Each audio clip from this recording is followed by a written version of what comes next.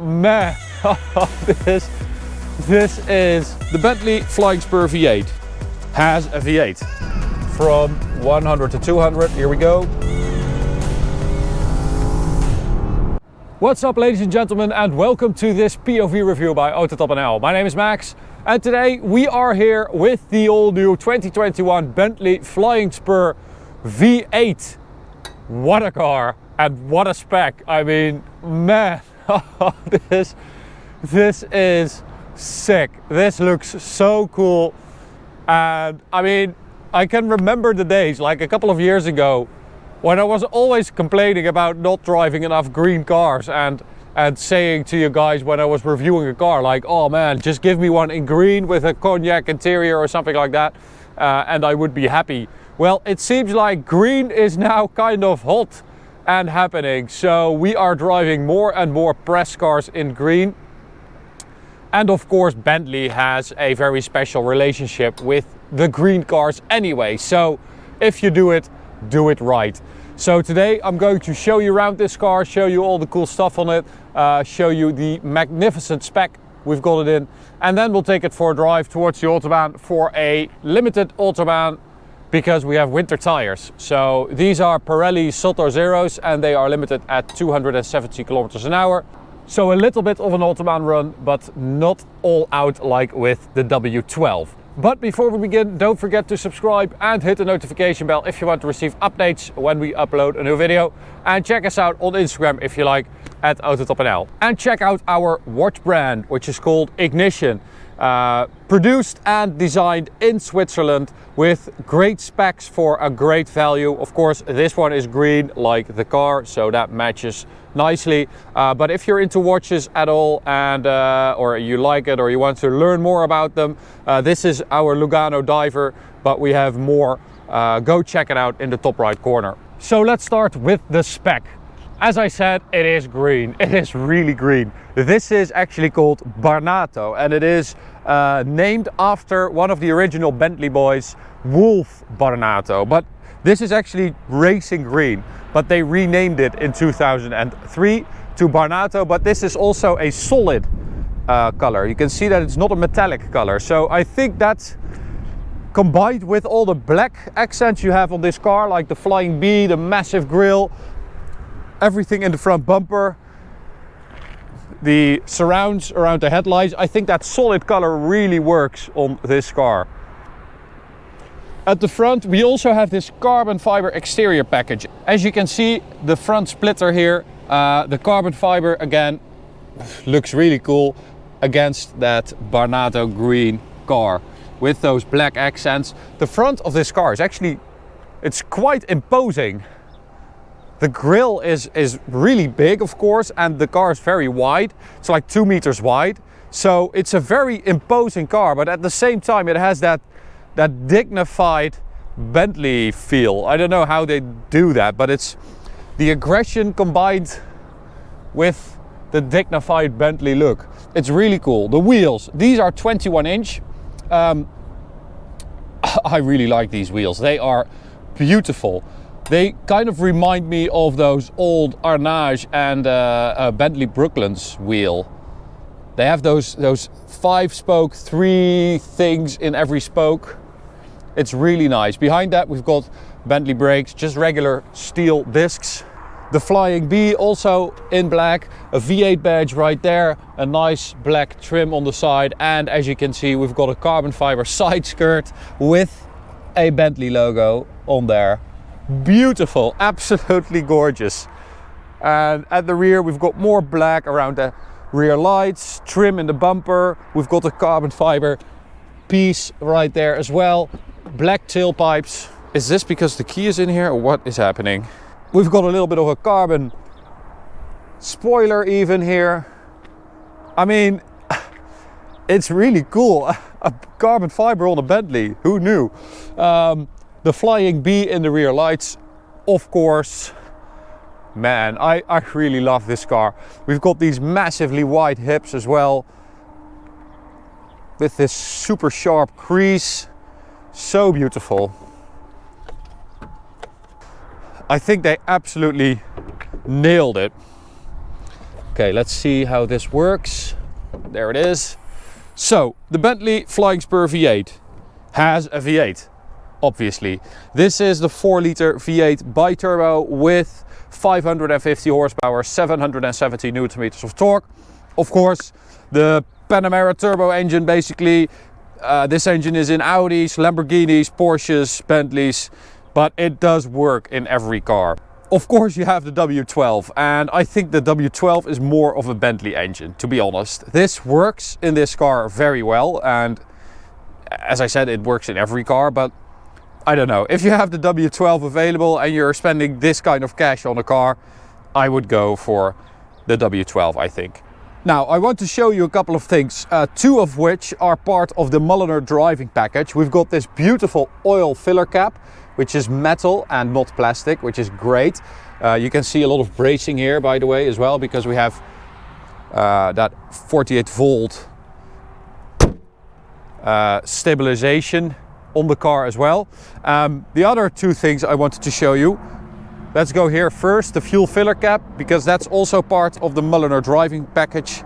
Absolutely beautiful, so much better than a regular one. And we also have another cool detail, which is this little cap here, the valve cap for the tires, has a little Bentley logo on it, and if you open it, it actually has some weight to it, and I don't know, it feels like really fancy and expensive, which is really good on a Bentley. I really like those details because you don't really notice them, but when you do, you're like, oh yeah, that's why I paid this kind of cash for this car. Okay, I was about to get in here, but I also wanted to show you guys the rear seats real quick. Because, of course, the Mulsanne has been cancelled, so you don't have a Mulsanne anymore, and that was kind of the chauffeur car. And Bentley has researched this over the past 10 years, and the Flying Spur has gone more and more to customers who drive it themselves. So in the rear, the focus is not really in the rear anymore, but that doesn't mean that it isn't freaking awesome. Let's get that going. So we've got, well, plenty of space, obviously, and we have these adjustable seats, and you can go all the way back, and you can have this like lounge seating position. In here, we've got a fridge. That is awesome, with room for 2 champagne bottles. Oh, that's the wrong one. What's that? Cup holders. And we've got this beautiful soft leather. The Mulliner driving package also includes this diamond stitch, and it also includes this 3D leather panel on the doors, which is really nice. We've got Cambrian green, by the way, for the first and second hide. So this, the primary and the secondary hide in the car, the leather, everything is green, and I love that so much. It could have been really ugly, but it is freaking awesome. Really love this car, man. It's everywhere you look, you see cool stuff. Bentley logo, beautiful plaque there, handcrafted. All right, let's get in to the driver's seat and show you guys the rest of the interior. This car also has the optional name audio, 19 speaker to 2200 watt audio system. Beautiful. We've got the walnut over grand black, so a piano black inlay, and walnut wood with a little chrome strip running the length of the dashboard into the doors. I mean, yeah, you've got that, which is just game over with those beautiful little dials. Nice clock here as well. Beautiful center console. I mean, yeah, we've talked about this before. Bentley is like on a roll. They're doing really well. I really like their interiors, especially. I think it feels really luxurious. It feels more luxurious than the price is, actually, which is a really good thing. All right, so gearbox in drive, 8-speed double clutch gearbox. and we're off. Now, we're going to start in sport because I want to go through that tunnel there and let you guys hear the sound, because I was actually quite surprised by the way this car sounds. In here, you don't hear that much, but on the outside, it actually has a really nice V8 rumble, and that was kind of a surprise because in here it's super quiet. Okay, so let's go for second gear, full throttle.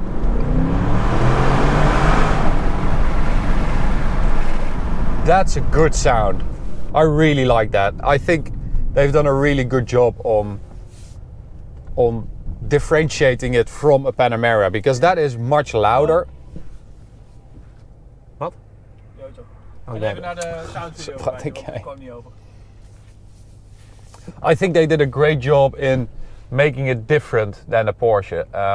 Of course, this was not super loud, so if you want to hear more sound and better with a better microphone, click in the top right corner for the acceleration and sound video. So we'll do that again.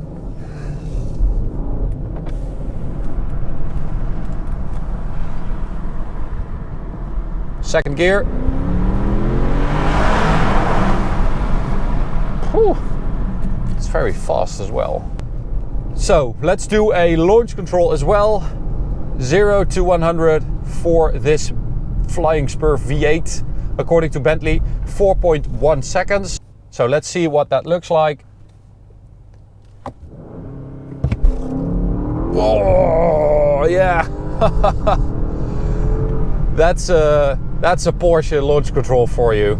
4,000 RPM and it just kicks in. It's really aggressive. We've actually been able to do a 3.98 0 to 100, which is really quick. And that brings me to the performance of this car. I mean, 550 horsepower is really good, but let's talk about the changes. But let's talk about the differences between this and the W12, because I do think that this car has to prove itself and has to show you that it's okay to buy this car and not the W12, because I do believe that the W12 is still the daddy. The W12 has 635 horsepower and 900 Newton meters, so that is quite a bump. 0 to 100 is 3.8 against 4.1. Bentley claimed figures. But this car is just over 100 kilos. It's not that loud, but it is a good sound. The V8 is just over 100 kilos lighter than the W12, and most of that weight, of course, is right there in a very important spot.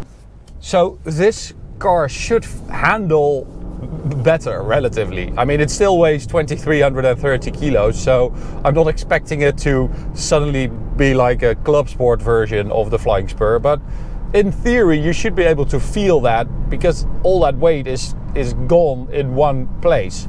But I mean, you don't really feel that, let's be honest. Maybe when you go on track and you flick it into a corner, you'll be able to tell the difference, but on a daily basis I don't think you'll feel the difference. So yeah, there's really, apart from the price and the fuel economy, I can't really think of reasons why you should buy the V8 over the W12. Even the price difference is not that big, if you ask me. So that doesn't mean that this isn't a good car or anything. It's just the fact that the W12 is there makes life for this V8 version quite hard. Alrighty, so back to sport mode for the Autobahn. As I said, limited to 270 kilometers an hour, these tires. So that's what we're going to do. We'll get a notification as well when we reach that speed, telling us that the tires are limited. But performance-wise, I mean, it's a very quick car. And it'll reach that 270 quite easily. There we go. It's still pretty quiet in here. Yeah, it's pretty crazy how these cars are built now. I mean, the difference between comfort and sport is also it's quite noticeable, especially the 3-chamber air suspension, the adaptive air suspension. You can really feel that, because in comfort it's really floaty and like a boat, and in sport mode you can feel that it tightens up and that it's a little bit stiffer, but it's still super comfortable. We also have 4-wheel steering and stuff like that, all the usual stuff, which is an option, but this car does have that. It's all made to make this 5 meter, 30 centimeter car feel smaller around town. And I mean, that does work, because you don't really feel that you're driving a car, which is, I mean, this car is longer than a long wheelbase S-Class, so it's quite a big car, but you don't really feel that. All right, here we go again, full throttle. We'll do it from 100 kilometers an hour, and we can talk about the performance as well compared to the W12 from 100 to 200. Here we go. So this car, 100 to 200, we measured it at 10.10 seconds, which is very quick. The W12 we measured at 8.71, so that is quite a big difference. Top speed of this car, 318 kilometers an hour. The W12's top speed though is incredible. You can check that out in the top right corner, because we have done a top speed run with that car, which was just mind-blowing. So in every way the W12 is the daddy. It feels smoother, it feels more lush. Yes, it's absolutely ridiculous, but if you're spending this kind of money, I would just suggest going all out, balls to the wall, go for the daddy engine, the W12, which has that feeling of always having more. Like, it gives you the feeling that there's always a reserve, whereas this V8, it feels like it has to, well, not work hard, but it has to do something to get that 2330 kilos moving. I think that's also the characteristic of this engine, which is just a bit more high revving than that W12, which just feels like they took that engine out of a powerboat. So I think that more than anything is the biggest difference. Those numbers, okay, are there. The W12 performs better, but I think it's more the feeling you get when you drive that W12 compared to this V8 that justifies the higher price tag.